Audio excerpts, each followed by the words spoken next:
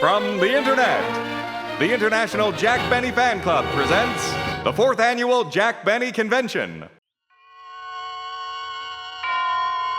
Ladies and gentlemen, welcome to a panel well calculated to keep you in suspense.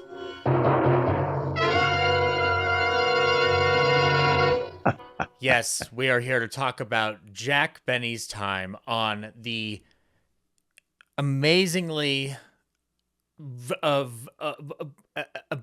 don't know how else do you describe it? If you're to talk about old time radio, two names do tend to stick out pretty heavily. One is Jack Benny. The other is Suspense. It's one of the most accessible programs that has ever existed in the medium. It's managed to still capture the attentions of luminaries who work in the entertainment industry today. And we have one of those luminaries here with us, the one and only legendary Mr. Keith Scott. Keith, welcome back to BennyCon. Thank you so much, Zach, and it's great to be back for I think my third or maybe fourth one in annually. Well, I believe this is the third annually, and we're very happy to be getting you in here for this because there's a little background here because I've known you for the last 3 years, but in the time that I knew you, I wasn't fully aware of your suspense scholarship. I knew that you were an old-time radio expert. I knew you knew your voices. I knew you knew your comedy. But listening to you and Dr. Joe Webb for the Spurvac convention made me realize, like, oh, it's a huge depository for Keith. He has all this knowledge just stored in his head. So I'm wondering if you can do the honors of kind of summarizing in general for anybody out there who is watching this going, what's suspense? Why do I care? Why would I want to listen to something called Plan X? What was suspense to old time radio? What was it and what did it mean to that medium? Well, you summed it up pretty well, Zach, when you said it was kind of the equivalent of Jack Benny's long run on radio, which was 32 to 55. Suspense had a 20-year run from 42 to 62, and it was really the premier dramatic radio show that still holds up today in most cases and can still work to a totally different world and a totally different audience because it's such a well-written show. And it really does keep a great episode will keep an audience in the state of suspense, which was Alfred Hitchcock's name for it when they were doing the pilot or the audition. And so one of the reasons it is such a great show is that it had a high reputation amongst the professionals in the industry, and they all wanted to appear on it. And the original guy who really established the show, William Spear, really began the first episode of the series when it was given the green light with Charlie Ruggles, which established the idea of using light comedy people in a dramatic suspense situation as kind of an unusual thing. And of course it appealed to people who are creative and great actors like Jack Benny, because comedians, the old cliche about them always wanting to play Hamlet and vice versa. And so eventually Jack Benny ended up as one of the comedians who was trying his hand at drama on suspense. They had already used Milton Berle and Bob Hope and a few others. Hope fairly unsuccessfully because he was pure stand-up, really. That was his strength. And Jack Benny was really deep down, apart from being what I consider the most gifted of 20th century comedians, he really was an actor, whether he knew it or not, because he was playing a role named Jack Benny, which was totally, a creation that grew, as you know, over the years and became multifaceted. And so he was perfect for when they decided to use him on Suspense.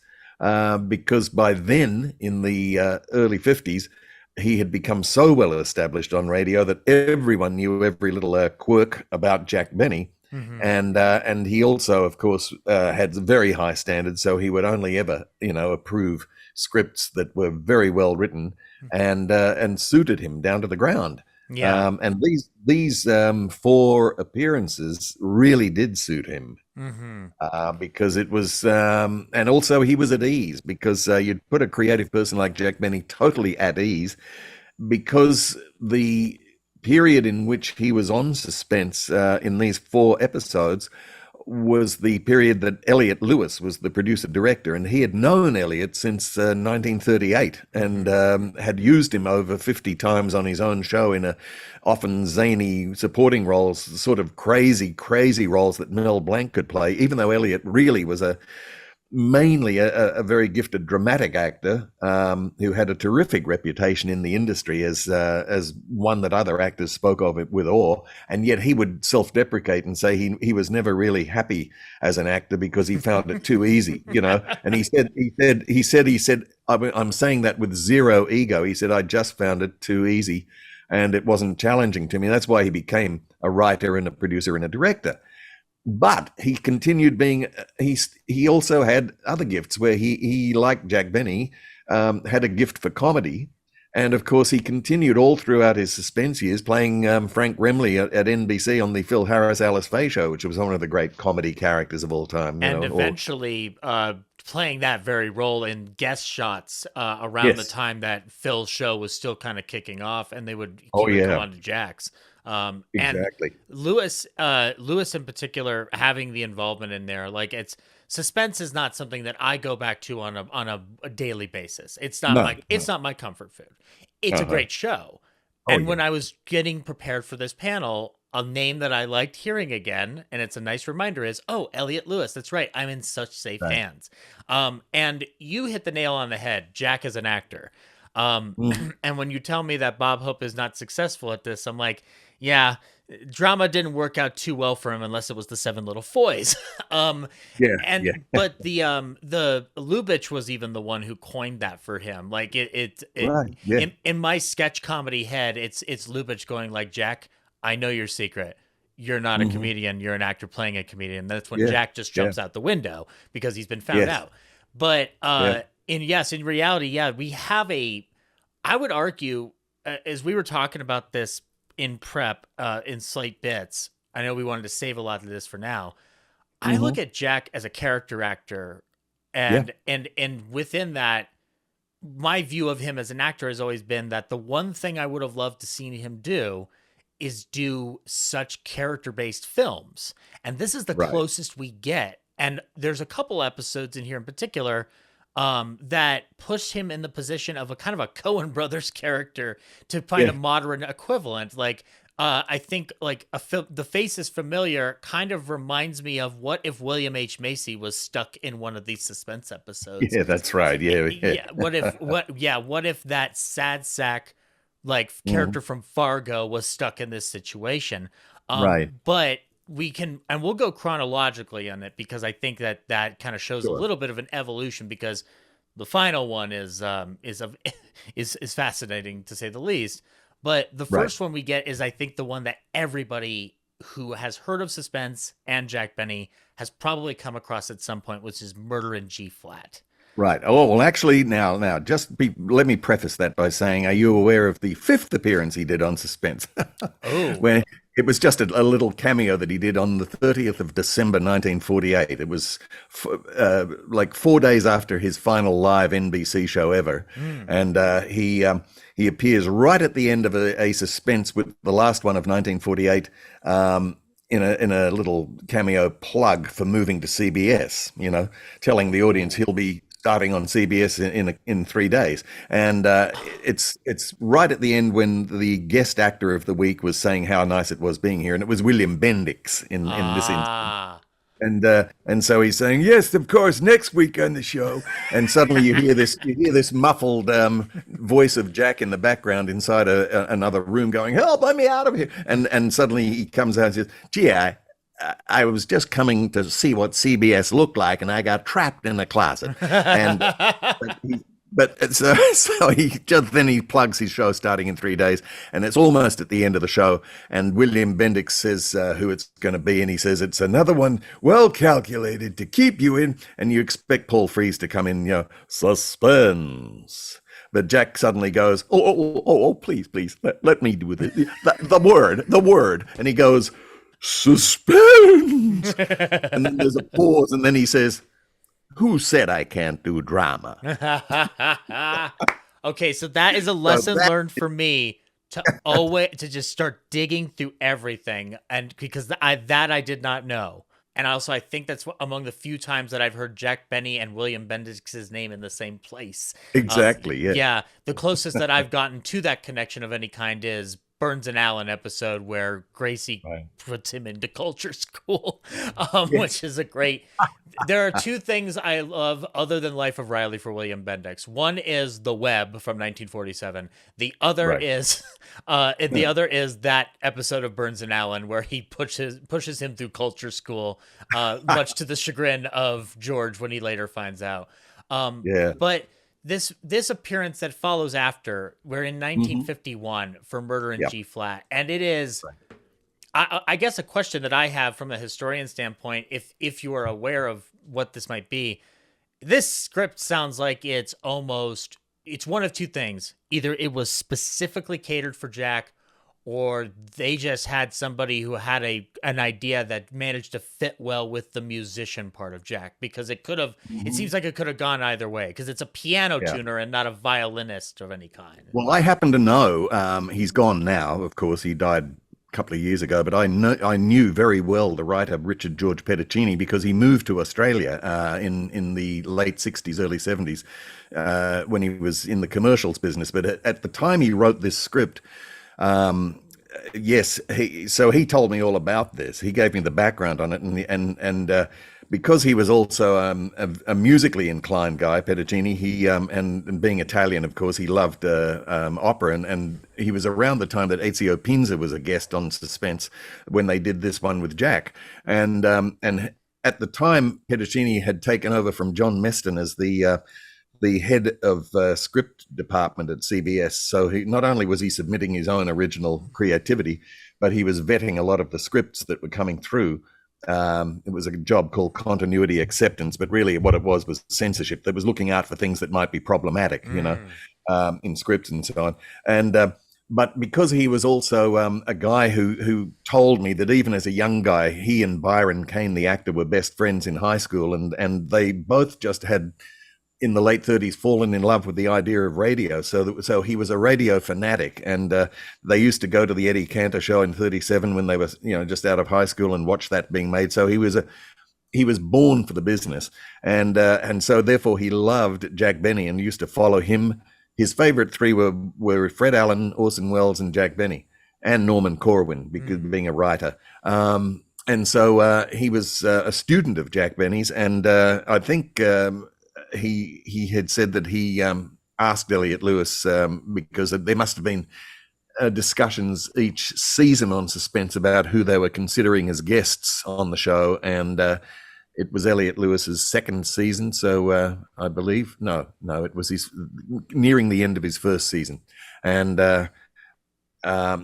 he was really, he'd already had Milton Berle, and previously, when Anton Leader was doing the show, Bob Hope had done a guest appearance, and so had Red Skelton. This idea of comedians doing a suspenseful half hour. And so he was, of course, Elliot Lewis, who'd done many, many appearances on the Jack Benny show, wanted to use Jack Benny more than anyone else, because Jack was the most high-rated amongst the professionals as a comedian. He had a degree of subtlety that Elliot Lewis was very aware of, which he thought would be great for drama. So they crafted this show, and Petticini came back with this script, and Jack Benny had approval, of course, and he loved it. And so that's the mini background of this show. Nice. Benny was enthusiastic about doing this one. It's you can kind of hear his commitment to it. The only thing that I like, I've heard it and hearing it before. It was at the time of that, at that time of my life, it was more of a curio. It's like, oh, this is just Jack doing something different. Right. Okay. Yeah. Not a big deal. Yeah. Older I get, more interested I become in Jack as a performer. I start hearing subtle things, and they're present in each episode. And I love is hearing his confidence grow. In this one, he's very much trying to lay out of the comedy if he can. Yeah. The with the exceptions being there's sections of the script that are designed as Benny jokes to a certain Oh, yeah. degree. Yeah. Without it, especially the tag one. Yeah. Yeah, but this main plot of him just being a piano tuner, taking the subway home and getting bag switched with a sack full of money and $10 bills, Right. it is very much it is a noir plot. And Mm-hmm. one of the things that I like about how Jack plays into this is that I'm not going to go the full Monty and say that Fox should have put him in one of their noirs, but he fits the bill of what a noir character feels like to a lot of people today. Oh, yeah. Average man caught in unreasonable circumstance. Yeah, it's almost Hitchcockian. Yeah, that's right. Yeah, Hitchcockian if it were like taken into an even further alley in some respects, especially when you're talking similar about to North by Northwest, though, where, as you say, average man in a happy lifestyle suddenly gets caught up in this whirlwind of oddball occurrences. Yeah, the difference, I guess, being that like there's a atmosphere that Suspense creates that I almost get the feeling that, and this is probably the further they got away from the original Hitchcock intent. Sure. It did kind of feel like what you would end up trying to replicate with Sorry Wrong Number in film. It gets you can feel the shadows coming within. You can feel the dark alley. You could feel going into Madison Square Garden and tripping over a dead body, and it doesn't feel sleek. It feels grimy. And not the least of which going to Coney Island and hiding random things in underneath your stanchion of whatever event you're running. And it also kind of gives us this lovely character interaction and these internal monologues and that are centered around this narrative of him talking to the police. Right. With all of these elements combined, I want to know from you, like, what stands out for you with this episode, with Jack's performance in particular? Well, something that I had always noticed about Jack, even when they were doing on his own show parodies of movies, and he would start doing this character within his own Jack Benny character, whether it was narrating, and of course Suspense is a first-person singular show, so everyone is narrated by the lead character, and again it's plays to his strengths as an actor who could underplay and still be fascinating without being dull, because some people who underplay can just be a bit boring and they need to be more over the top. With Jack, who we knew as this broad guy with the wounded ego, when he underplays, there's always a fascinating edge to it, and the fact is he always chooses to play in all four of these Suspense shows a very meek and mild little man character, and that even makes the situations into which he's thrown even more interesting, because it's like a helpless little guy. It's not a big strong William Conrad type of guy. It's this guy who I'm a piano tuner, and he loves being kind of a loner in all of these shows too. Many times he's happy in his own company, or in a couple of the shows he's living with his mother even in middle age, and and the fact that he's again the little element of humor about it that really strikes me is he's this little shy piano tuner, but his name is Hercules Remington. Yeah. I want to know if the writer was just like, I'm going for broke. We're gonna make this as it's a beautiful name, but the first time I remember the first time I heard it when I was younger, I was like, I know. but now, like, and re-listening to it, it gave me the same giggle. But then I am like, that's a nice juxtaposition of his wife calling for Hercules, and I'm like, I can't share this to any of my friends who are so familiar with a 1997 Disney movie right now. They will giggle too much. But we also have the confrontation with the uncle also plays into his cowardice and his fear. And like and I love hearing the difference between Jack attempting genuine fear versus Jack doing it for comedic effect with like, Mister, put down that gun. Like, that's right. It's such a subtle difference. It's because Yeah, he is still very much the Jack Benny character, but again, it's underplaying and say, no, no, no, put down that gun. Whereas on radio, in the comedy skit, it'd be, no, please, he just was so good at degrees and in little increments and knowing when to go down or up from his established Jack character. Yeah, and and you can see shades of that in To Be or Not to Be when he's caught in the very strong predicaments when he's trying to pull off the con to get Zelensky out of there. Like you can feel that fear creeping up before he does the whole "Long live Poland." But that's right. He does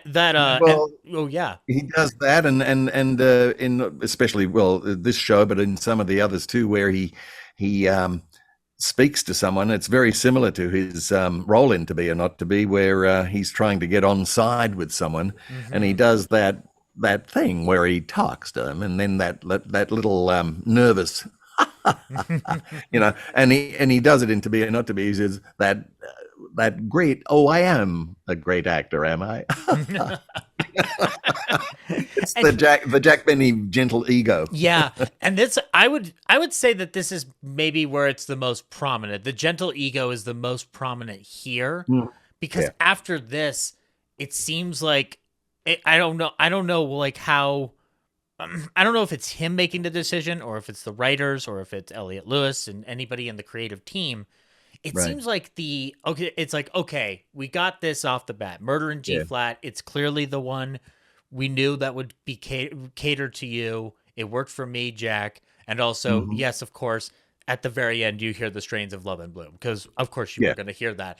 In fact, I'm just so happy that they didn't do it at the front, because that would have been the obvious push. Yeah, that's right. Yeah. It was a nice little touch at the end. But, that would be Benny's decision, definitely, because he had that taste. He's like, no, I'm not playing it badly unless it's right here. Whereas somebody like Milton Berle would do something very obvious right at the beginning, because he was broad, and his comedy was always broad and deliberately so. Well, it's broad, and it's stolen property, Keith. I know that for a fact. But I remember seeing a Milton Berle joke book at a thrift store one day, and I'm like, oh, it's a book of thievery, huh? Interesting. I've never seen that out in the wild. Now let's move into the second one, though. I should just a couple of notes on the first one. Yeah. Just out of interest for radio buffs generally who are listening to this, but who happen to love Jack particularly. Yes. Elliot Lewis on this show. And by the way, the point you just said about the next few ones, they use Jack's character in even more experimental ways. He did say in one of his interviews, Elliot Lewis, that he said, we wanted to see what else we could do with Jack. That's all he said. It was a throwaway comment, but you could tell that it was like, all right, yeah, what you just said. They tried that. Now let's see what we can do with him in, something else. But anyway, I just wanted to point out that because Elliot Lewis was also highly successful at the time, he had a already 2-year-old radio show he was doing every week called Broadway Is My Beat. And this is kind of like a Twilight Zone version of Broadway Is My Beat, because he got Larry Thor, who plays the lead role, Danny Clover, on Broadway Is My Beat, to play the police lieutenant in this one. And Jack Crucian, who plays the police sergeant in Broadway Is My Beat, is the sergeant in this one. Huh. And he then, I think in all of these shows, Elliot Lewis, another way he put Jack Benny very much at ease was surrounding him with supporting actors that Jack was very comfortable with. Not only Lewis himself, but B. Benaderet, who was Gertrude Gearshift on his own show, plays his wife Martha, and of course Joe Kearns, the bank vault guy in his own series, Ed, is Uncle. The nasty Uncle Herman on this one. Yeah, and Kearns is an actor that I like listening to across comedy, because his voice is so recognizable, but he's not expected to play the same thing twice in a row necessarily. Not at all. And again, a guy who could go from the subtle comedy of the Benny Show, hello, Mr. Benny, down in the vault, to doing the Mel Blanc show, where he matched Mel Blanc's broadness on that as Mr. Colby by saying, Mel Blanc, I'll break every bone in your body, or like any member of the Board of Education on Armis Brooks. Yeah, like that's my go-to, because all I can hear is him yelling at Osgood. So that's right. Yeah. To match Gail Gordon. Yeah, that's right. But of course on the Benny show, he would again play these like Jack, these underplayed characters. Joe Kearns, like the IRS inspector, no, Mr. Benny, no. We're trying to help you. Yes. And just one final thing about Murder in G Flat. I interviewed Paul Frees, a few years before he died, and he had forgotten, because he said when he first came in on radio, I guess after World War II, he was on radio by the mid-40s. 1945, he did a Burns and Allen show where he did a couple of very quick impressions, like Ronald Coleman, etc. And he said that Jack Benny called him up and said, Paul, I heard you on Burns and Allen, and I'd like you to, and he thought it was a friend of his, he said, who was I at that stage? I was a nobody, just trying to get in the business. I said, which one of my nutty friends is imitating Jack? So he said, so I hung up on him. And then he said years later, I had to remind him about this show, Murder in G Flat, where he plays the little bald guy who gets killed. And he says, oh, yes, I think I was pretty good in that. But the main thing is about the tag on this show. They apparently, in an earlier draft, Jack Benny had suggested something about his own radio character. So Petticini went away and came up with a little masterstroke, because all through the show, his little meek and mild character keeps saying to the cops, gee, I really should call my wife and tell her where I am. Yeah, she might be worried. And right at the end, where he says, "Can I call her now?" and the lieutenant says, "Yeah, there's a payphone right outside, just in the corridor." He said, "A payphone? Well, she's waited this long. I think I'll just tell her when I get home." Then the suspense music comes in and builds to the swell, and that's when you suddenly hear. I could literally take the ending of that and insert either the end to the Benny program or the end of Suspense, and it works the same. Exactly. The one thing I will bring up, though, I'm a fan of my thrillers, my horror, my suspense. Sure. In as a genre, and I love a good line, and I do have to point out the standout line in this for me is our dear old Uncle Herman going, "The smell of fish is stronger than the smell of blood." Yes. Now, if there is a need out there for a tagline for a poster for some kind of harbor-based slasher film, I think it is okay to steal. Yes, and you wouldn't feel like Milton Berle on that, because no. That's homage. That's homage, as Tarantino would tell us. But moving into the next one, though. Yes. This is where we move into a far more like an arguably a much more subtler and a little bit more of a slightly like undertoned menace. But as I will state up front, and for people out there who have already listened to this episode will know, I think Robert Bloch owes Jack Benny some royalties, because there is slight undertones which have existed in past films, especially Hitchcock films, and or The Silver Cord from 1933, which is crazy. Now, I haven't seen that one, unfortunately, but you've made me go and watch it now. Yeah, seek it out. It's yes, nuts. I will. Yeah, it's Irene Dunn, and probably the most psychologically tense film she'll ever be in. Yes. But it all boils down to a mother fixation of sorts, which is appropriate for a show that was initially started by Hitchcock. It's not as sinister as a Norman Bates, but the way he says mother throughout this episode gives me shades of like Anthony Perkins to a certain extent. Definitely. And the fact that he's also in A Good and Faithful Servant, he's again very meek but very confident in himself. And it's like he's a real loner, and he just knows exactly what he's all about. And then it keeps, he keeps saying, "But mother," like you say. And then just that big thing that first got me about this show comes right before the mid-show commercial break, where suddenly you realize the whole plot up until now is Jack gets, he plays this little department store clerk, Harold Fenton, and he apparently gets locked overnight in the store's money vault by two robbers who escape with, $50,000 or whatever it is. But did Jack commit the crime? Because suddenly, right just before that commercial break, not only do you suddenly hear him say,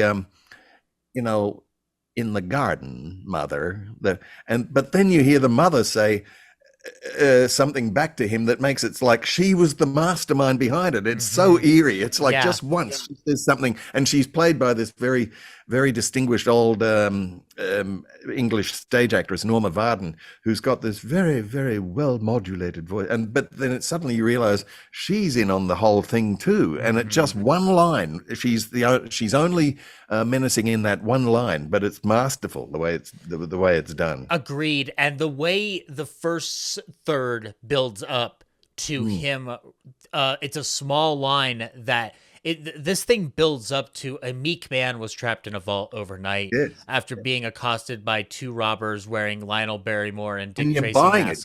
You're buying it. Yeah, which, by the way, that's a Dick Tracy movie we should have gotten, which is Dick Tracy and Lionel Barrymore solving a mystery. But because it would be like one of those 80s detective shows where one guy is standing up and the other one is Lionel Barrymore in a wheelchair. But it moves into I am the victim of a crime. And then as he is thinking about his retirement and that he's ready to face the press, that's when it has the idea of like, I should get him a gift. Can I afford it? But then again, I can.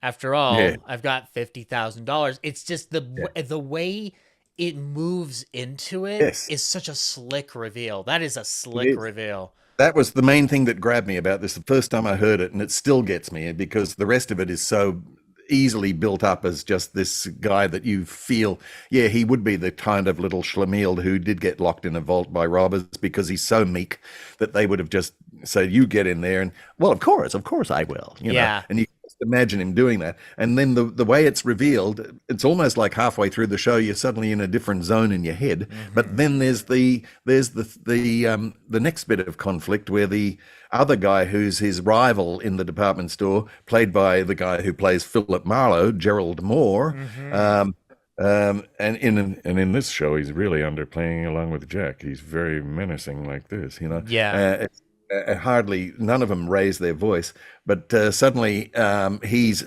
kind of guessed that Jack did the job himself, and Jack suddenly realizes this guy knows. it's like complexity upon complexity, And then we have the Miss Prentice character too, who up to a certain point we are under the assumption that it is like it's a workplace crush that he has, and then she theoretically is starting to see more in him, but it is all a ruse because his coworker blackmails him to get him back into the vault at night, and Miss Prentice is in on it, and she reveals it with the line of like, what is it? It's sorry, it's a dirty trick, but we're dirty people, or something to that effect. We're nasty people. Yeah, it's a nasty trick, but we're nasty people, and I'm just like, that is. It's like it's such a like callous last minute reveal of an action villain. It's like sorry, but and again a very film noirish sort of. You can almost imagine Anne Savage from Detour playing this girl. Very good. Yes, saying that line, "We're nasty people," with that sneer on her face. Agreed. But what I love about it is that, again, Elliot Lewis put Jack at ease by having Joe Kearns back, of course, as his boss, Mr. Waterman. And the police lieutenant was another guy that Jack really felt comfortable with, was an actor named Hy Averback, who played, and everyone mixes him up with Elliot Lewis because they had a similar voice quality, was the cab driver who keeps bursting into tears. That was Hy Averback on the Benny program, and he plays the police lieutenant fairly straight, But again, like we said in the previous one, there is just a little subtle nod to the Jack Benny radio character, which I love, where Jack. Kind of just in tribute to his own radio character, he notes just to himself when we still think he's just got a little dull little existence. So I had the usual Thursday blue plate lunch at Elmo's Grotto, just 70 cents with a 10% tip. 7 cents.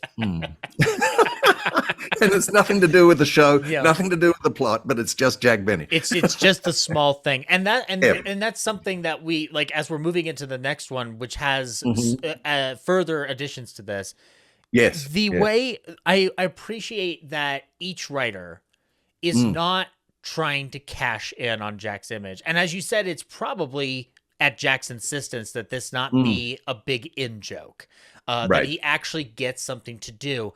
But but the jokes feel appropriate to the kind of character that Jack himself admitted to have been playing on his radio show. In the everyman sense, it's that's right. the faults and frailties of mankind. So it doesn't feel disingenuous. If he was, he was bebopping and scatting all over the place with that thing, then we would be talking about a very different scenario. Again, it matches his mastery of just being a subtle performer, and I think Jack was aware of being subtle ever since 1932. You can hear elements of it even on that first Canada Dry. Where even when he's doing those standard vaudeville jokes, where he's mocking the band leader, it's still done in that stage style of troll. It's not the very broad Bob Hopes or anything, like that. It's not Rapid Robert, as they used to call him. That's right. I think that also falls into, and as we move into the Faces Familiar, it comes into this. He's, I think Laura's the one who finally put the one word element on it, which is schmuck.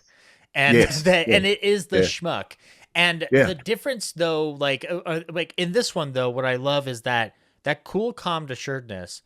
The final scene of it, if it weren't Jack, it would be creepier because it is two people very aware, like, I'm going to prison. And he does say, and again, there's another Psycho connection. He does say, like, you're right, mother, I shouldn't have let a woman trip me up. And I'm like, Norma's going back to the fruit cellar. But that whole thing, though, the way it's delivered and the way he just calmly goes out, it's just kind of like, well, I tried. Like it's and it's like he's so comfortable in his skin in these roles, as a nebbish sort of a character, and as a guy who does still live with mother at home and doesn't have much of a life apart from the department store. But all this time, you think there's depths to people like that, and the old thing about we never know the dark side of people. All this time, this very mild little man has been scheming this thing because he's just about to leave the department store on his last day. And you wonder just whether deep down there's this little grin that, like you see on Anthony Perkins at the end of Psycho, where they superimpose that oh my God. That mischievous grin, and slightly unhinged looking. I've been warned about the dangers of AI, and previous guest on the Ballyhoo podcast, Andrew Bueno, has told me explicitly that I should not try to use that to engage in any Jimmy Stewart what ifs. But Jack Benny and Psycho. Yes, I'm fiddling around with that request in ChatGPT. Mind you, I've already underwhelmed with a lot of AI as it is so far, because there was something you may have seen in your travels that when it first came up a few months ago, and somebody attempted to do a Jack Benny monologue, and it was so bad, it was embarrassing. It was like, I called it artificial plagiarism, because it was just. but they blew it by saying. Well, it was almost like having Jack say "ladies and germs," because it was so out of character. They just thought comedian, punched something in, but it was like, come on, you guys, you're talking about a human being with such complexities and depths. Well, the robot doesn't care, but a Martian might care. Stay tuned for that. But we'll move into the Faces Familiar, which served this distinction. Were you just interrupting? You can edit this out. Were you going to do Plan X at the end on purpose, because I thought you were doing this chronologically? I am, yeah. I'll address that here in a second. Yep, no problem. So within that, let's move to the Faces Familiar, which is not chronological. It's not the actual Faces Familiar would have been the last one, but I want to say Plan X for the last because it's so out there, in the best possible way. The Faces Familiar though is a great blend of what makes the Jack Benny character so great Oh, in yeah. a naturalistic setting. And we've been dealing with strains of this in the first 2 episodes, right? This is like the capper of it, where we get the best of both worlds here, because we do get a couple of things that I noticed. One off the bat is the whole "I don't remember your name" bit, and how it is a build to a, for heaven's sakes, it's Tom Jones. And I thought, well, that's not an unusual name to be loved by anyone. It's right there. I'm just grabbing it. But it's also the put upon nature of standing in line at the bank for what the plot is. And the plot, as broken down, is this mild-mannered man, people watching on the subway, not thinking about what might be in store for him next, recognizes somebody from the old neighborhood. This guy has no idea who this person is, but he cons him into basically being their shill to get money out of the bank, with the whole bit of like, hand the teller a note, there's guns at the ready, put $50,000 in the bag. And it unfolds in such an uncomplicated manner. It's like probably the simplest script that exists here. And what is amazing about the scene when he goes to the bank and how it climaxes is, you would almost think it is a Benny bit. I'm thinking explicitly about like when he's waiting in line to get in to see George Washington Slept Here in 1942, in a 1942 broadcast. It is very much like finding each worst possible situation. Like no one's a caricature.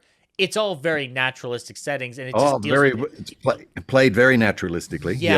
And it's like these natural frustrations. What I love about it, though, is that it does allow him to kind of be less nervous or less committed to. It's the most relaxed that I see him in, or hear him in any of these episodes. Well, I love the masterstroke of having him such an ordinary man that literally nobody would ever remember him, whether he robbed a bank or whether they just passed him by. And it's almost like Jack doesn't realize that particular quality about himself, just how utterly ordinary he is. And he just thinks in slightly Jack sort of tones, you'd think he'd remember my name, but it's only the one time on the show that he really does the Jack Benny program, Jack Benny, where after 4 times to Sheldon Leonard, saying, "You're oh, for heaven's sake, it's Jones, Tom Jones." That is very much like his radio show. And then suddenly he goes back to playing the role of the very meek and mild Tom Jones. It's almost kind of like we earned the chance to do this. Yes, that's right. We took our time. We built this up. We've earned this. But that ending, too, putting Jack in this, it's so strange because I've had this notion in looking through Benny's film career for my own writing purposes. Right. The nature of Jack as a character actor, like my modern day equivalent would have been, you place him in character-based comedy, and in a weird way he would have probably worked well in the mumblecore scene. But there is a other argument about his ability to play well in sort of the existential bizarre, and like the ending of this is very much a joke. But radio is a theater of the mind. It lets you conjure what you watch.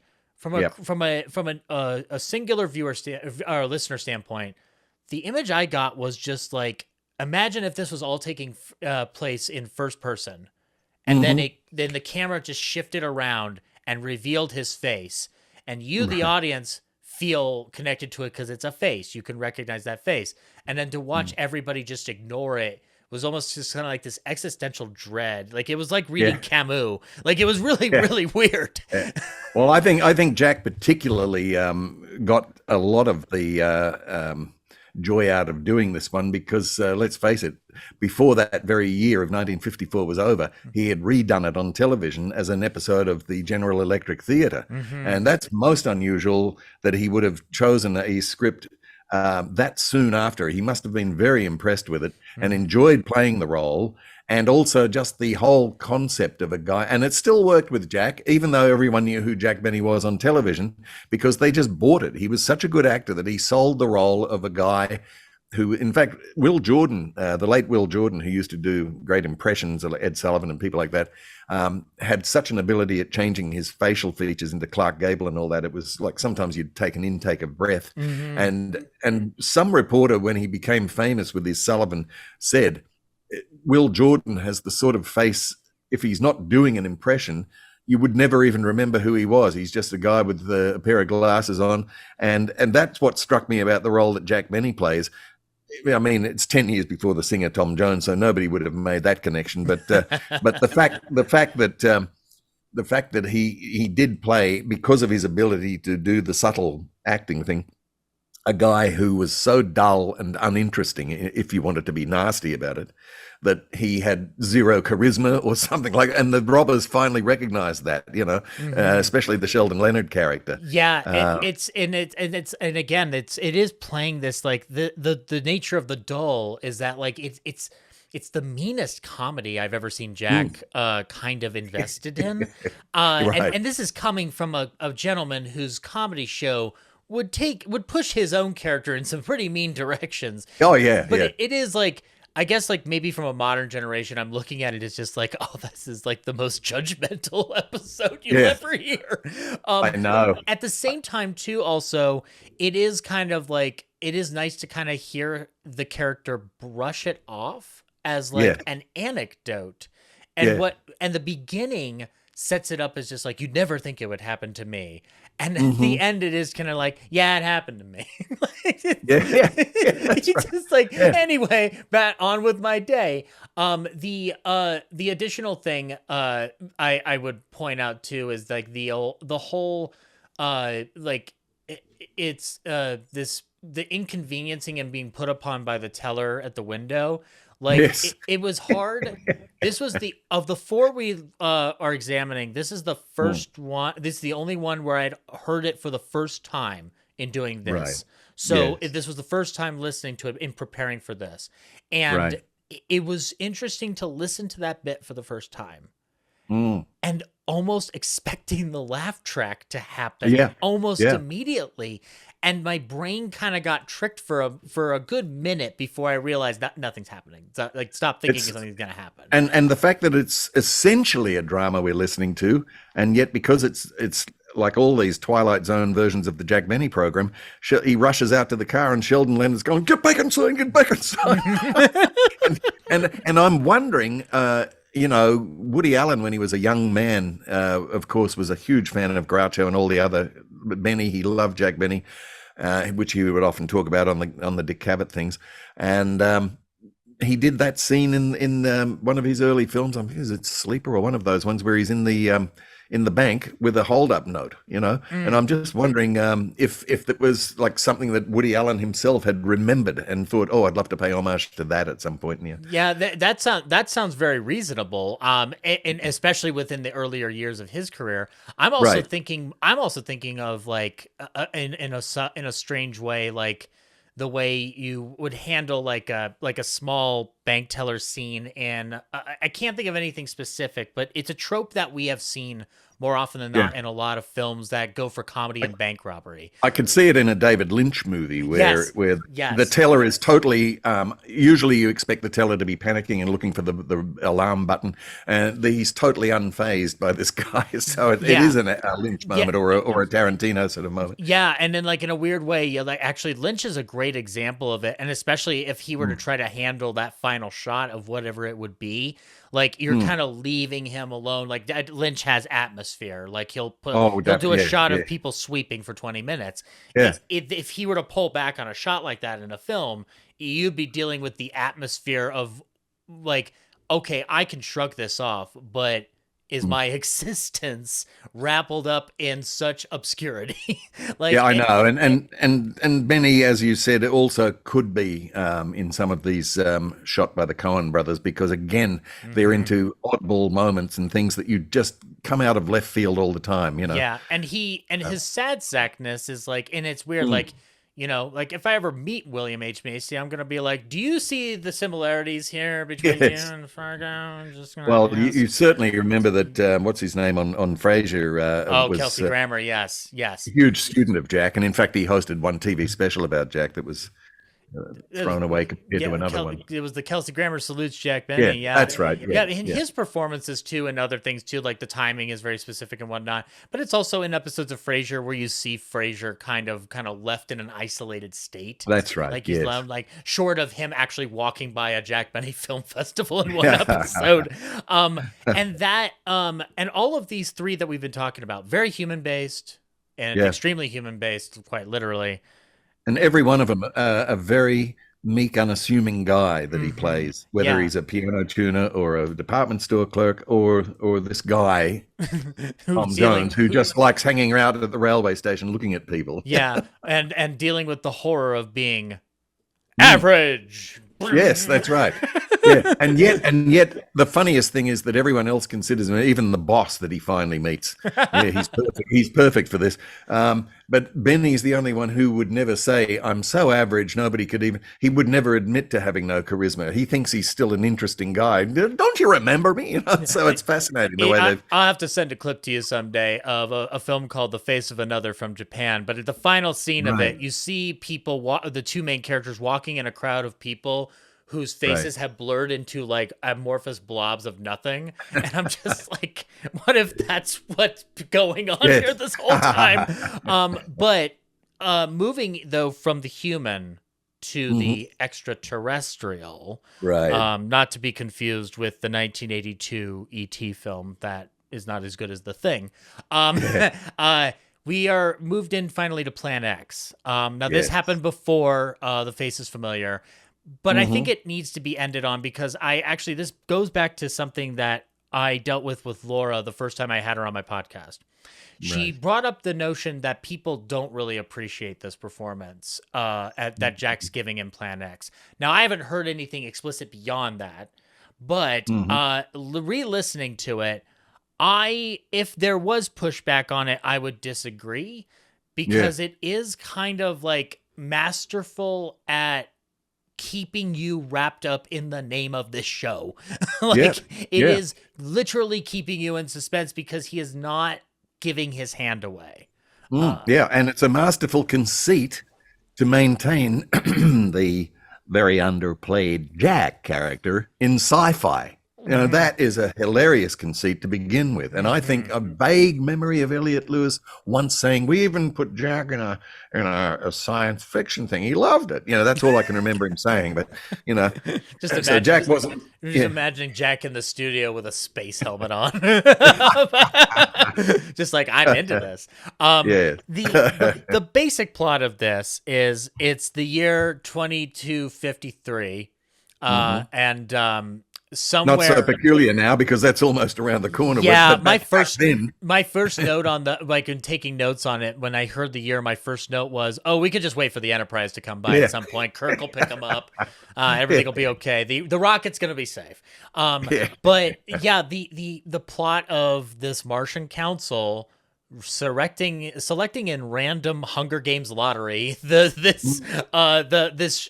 schmuck from the atomic elevator factory to be the ambassador to humans arriving on Mars. And there's two things that I would say about this performance in addition to the whole "we are not giving anything away" bit. It's the meek thing again. Yeah. He's all he's doing is transferring it into the Martian world. But it's also a matter of like, he's not giving away his emotional hand either. No. It's such a weird duality with it because it is very much the buildup and the little breadcrumbs that are laid across the path. When you finally get to the end and you re-listen to it knowing the ending, it almost makes it sort of tragicomic to a certain extent. If you're listening to this straightforward, not remembering what the ending is, you really do think that these people are going to die. Is gonna happen. Up to that, almost to the last minute. It's like a 30-second Deus Ex Machina, or whatever, however you pronounce it. You know, it's like, cop this, you know. But then even throughout that, and again, a variation on his little man, meek and mild character, he still gets one tiny nod into the Benny program where he's chosen by the very stern voice of Conrad, doing that official voice that he often does. Yeah. You've been chosen. You've been chosen. And just by himself, when nobody else is around, he just vainly mutters to himself, well, they couldn't have picked a better Martian. Yes. So much like his vanity character on the Benny Show. And which, by the way, there's vanity in there. But here's the thing about Martians as being described according to this lore. And I know everybody out there in sci-fi land loves their lore. Oh, yes. According to Martians, in this episode of this program, they are with no strong emotional or biological drives. Now, the only other time I've heard those descriptions put together with sci-fi was in 1966 with a certain Leonard Nimoy.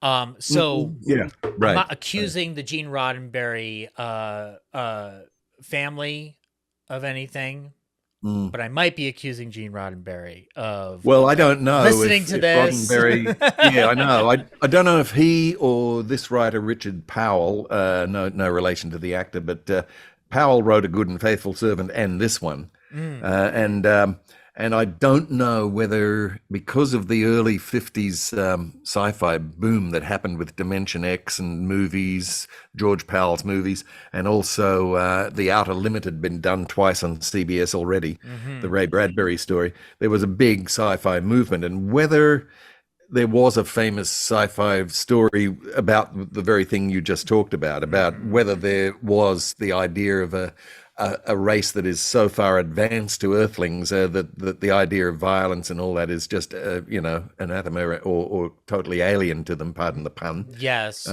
we don't need to dwell on this a mock time as we go along down. That's my Star Trek nerdiness coming out for the audience there. It was just interesting to hear that description and be like, it's a Vulcan. It's a Vulcan. That's right. Well, and also when the Earthlings do meet Jack Benny in this show as the emissary from Mars to greet them, one of the more sensible ones says, we may well be in the presence of a superior race. And Jack just goes, well, thank you. So there's always the little Benny laughter thing there, the Martian councilman going like, what was that vanity I heard? No, it's all good. And they even go into the further thing of the they're showing them the weapons. He's showing them the weapons in the museum, and they say no adult Martian has carried a weapon for hundreds of years, because there's no violent impulses, and that's, again, it's like, it's Vulcans. But they are, he is showing them around the city of Mars, which is pretty much uninhabited because of what he has to execute, which is Plan X. The only thing that anybody is running into are Martian children playing with uranium. Yes. In a world where Oppenheimer came out last year and just dominated the box office and whatnot, and knowing the consequences of nuclear energy, it's kind of hilarious in retrospect, but also terrifying to hear children playing with uranium. Well, and on radio at that time, they were already, into the Cold War, and there was quite a few little documentaries around the early 50s that talked about the future under the nuclear arms race, which now we can look back on it 50 years later and see just how prescient they were. What's good about this is that it's not like, it's kind of played for laughs, but it is also playing into the mystery in such a wonderful way. And it's innocent compared to maybe other times you hear nuclear energy being randomly thrown about, going like you have no idea what you're talking about. No. Everything is gentle. Yes. Well, in all four of these appearances, really, the comedy's gentle, and also the suspense itself is gentle. All driven by Jack's talent. You know? And the implicit romance with Connick. Yes, that's right. Yes, which when they miscegenation. And when he's trying to advocate for Connie, not knowing the ending, you're thinking of saving her life. But then as we get this reveal where The kids are all done playing with their uranium. Now it's time to go wash up with isotopes and go to bed. Yep. And the ray goes off, and what it does Yeah. is increase the IQ Yeah. of the humans by 1,000 years. Yeah. And that's a great overall twist. But It is. The best twist for me, though, in terms of like a story for a character, Right. is now that Connie is advanced 1,000 years in IQ, he is no longer as desirable. Yeah. You want to hear the most tragic lines? Yes, you could do it. Yes. Yeah. I thought maybe we could. Yeah, she did like me for a Yes, while. that's right. Yeah, and also I just love the fact that after all of that, the whole transformation of the Earthlings into something slightly superior to what we still think of as Earthlings, and it's simply called a maturity ray. That is hilarious. That's under the new Medicaid plan here in the States. I Yes. think. The maturity ray. So we've been through 4 instances of Jack in drama, and most specifically bound within the very genre that Alfred Hitchcock mastered. And the only other one I could think of possibly would be doing something in future about the Lux Radio killer Kate's show, because that was a crime-based story. Yeah. But anything else he did was always a comedy adaptation. Even his acting around the time, or maybe 2 years before the Murder in G Flat started this run, was when he did the Ford Theatre version of the Hornbloods at Midnight. Right, and you can even go further. And there's also like 7 Keys to Baldpate, and yes, that's right. That's right. But in the Hornblows, he definitely has the same radio character he has in these 4 suspense shows, where it's because it's narration and it's radio, it's that underplayed nebbish sort of thing. You know, it's fourth cohort. Yeah, and it's weird. Like, actually, I think it was Laura who brought me onto this idea, which is that the what he's doing in Plan X is sort of no different than what he has to do for Nathaniel in The Horn Blows at Midnight. That's and right. it's so weird that one movie, which became this huge joke, he kept going back to it for comedy points, more or less. Oh yeah. But each time he goes back to it, he seems to keep trying to tweak the performance, because he does it for Ford Theater and then for Omnibus. And in Suspense, he gets to do a very off-kilter version of it, set in a very different set of circumstances, but the character is literally plucked from a whole massive group. He is tasked with a huge responsibility, and in a lot of ways it has to ebb and flow with those character traits and beats that he goes through in The Horn Blows at Midnight. In a weird way, like, I mean, unless Elliot Lewis said something extremely specific, it's almost like maybe while not even realizing it, they were taking The Horn Blows at Midnight and just throwing around Martian stuff with it. Well, it could be. That could be what Richard Powell did, but we don't know. We're not privy to the fact. But I am sure with somebody like Jack, there was a meeting first about each of these shows, because he consulted weekly at his house with his writers on his own show, right? And because he had the talent of analyzing comedy and not just reading jokes a la Bob, he always had input and would apparently, and I can understand it, he would apparently mull over one line sometimes for an hour or so. I'm not comfortable with it. I can just hear him on this, loving the slight challenge of just varying his normal character. I agree, and as a wrap up point here, I think one of the best parts of this is we've kind of already addressed a question that I would have that I was going to ask at the very end, which is, like, what does this do to elevate the concept of Jack as an actor? And I think we've touched upon it in several ways. The one thing that I look at it as is the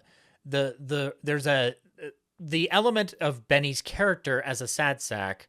I go off of Mel Brooks's line about this. If I cut my finger, it's tragedy. If you fall down an open manhole, it's funny. So we're on the outside looking in on Jack, and it's funny.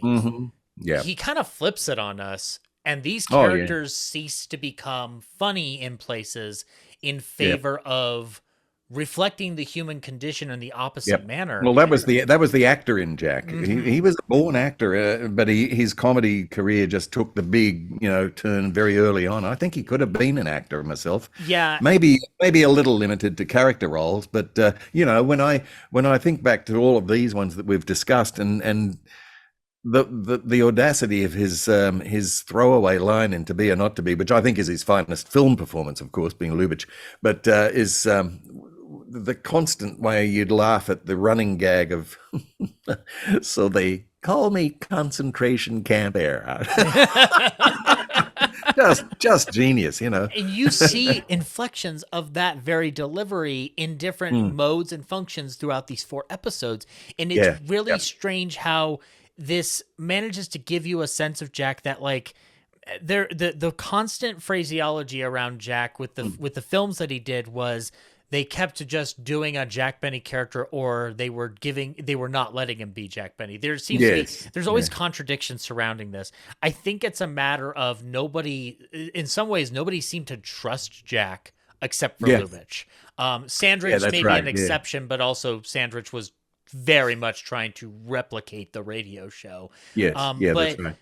Laura brought up a point way back in 2020 when we recorded about Man About Town, and where we're talking about Jack as an actor, and like, well, why didn't anything happen after Horn Blows at Midnight? And she said something that made complete sense when you look at Jack's timeline, which is you had to let Jack be Jack. Yeah. And the more you did that, the more successful it ended up being. And I think that Suspense gave him what films could not. In a weird way, they were giving him the material that he desered out of something like maybe Otto Preminger would have had fun with him, why am I blanking on the director of Sullivan's Travels right now? Oh, Preston Sturges. Preston Sturges, thank you. Because we know for a fact that Preston Sturges' project was circling his orbit at a certain point during his time at Warner Brothers. And that's the stuff that he probably would have thrived under. Suspense was there to kind of pick up the load and give him. Well, it was a great outlet for him, and you could tell he was. All of these are pre-recorded by a few weeks, but it was around during his radio seasons. And let's face it, by 51, when he got into the first of these 4 suspense shows, he had had his 20 solid years of building up his radio character. So he knew himself and what he could do inside out. Yeah. More so than his writers, more so, like, it wasn't that inner thing about what he trusted about himself and his choices. Exactly.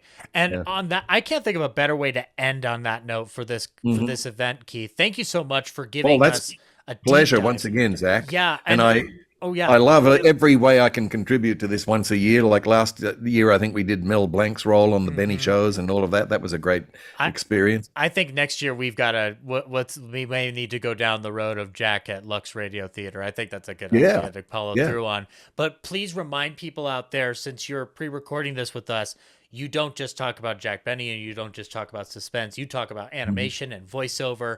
You run the gamut. Remind people of your wares and where they can find it. Well, I'll just lift my mic up, and it's this book, of course, Cartoon Voices of the Golden Age. For those who are interested in radio actors who did animation work in Hollywood at the same time, it was a real cooperative, and of course the previous book I had written was the history of J. Ward Productions, which is the great comedy cartoon series of all time, Rocky and Bullwinkle and Dudley Do-Right and George of the Jungle, and all of those guys, which of course used so many great radio actors in the cast, even Walter Tetley, So again, I've been interested in all these different avenues, but radio really was the beginning of my interest in all of it. When I first bought one of those fly-by-night companies, I think it was Command Performance LP #1, which was 2 Orson Welles Shadow episodes. Mind you, the commercials had been trimmed out of it, but it really, because I'd already been, a movie buff of the old black and white films for so many years in my childhood, when we had 4 channels only, and that they'd rerun every old movie that was ever made. To hear them on radio became my new love, and it's stayed with me since 1972. Here it is. It's like well over half a century now. that I've just been enamored of all of these voices and become a historian just through. I think historians really, when you think about it, it's like you're trying to solve something for yourself more so than for your readers. Yep. So it becomes a lifelong Sherlock Holmesian sort of. That's right. That's why I'm writing about Jack's film career. I'm just like, I love it. I can't wait. I need to know how it failed. I need to know what happened. Right. What went wrong. Thank you so much again, Keith. It's a pleasure, Zach. And ladies and gentlemen, until next week, when Autolite will present Psycho 2, Benny's Revenge. Oh gosh, yes. I would have never been able to keep anybody in. Suspense. Good night. Good night.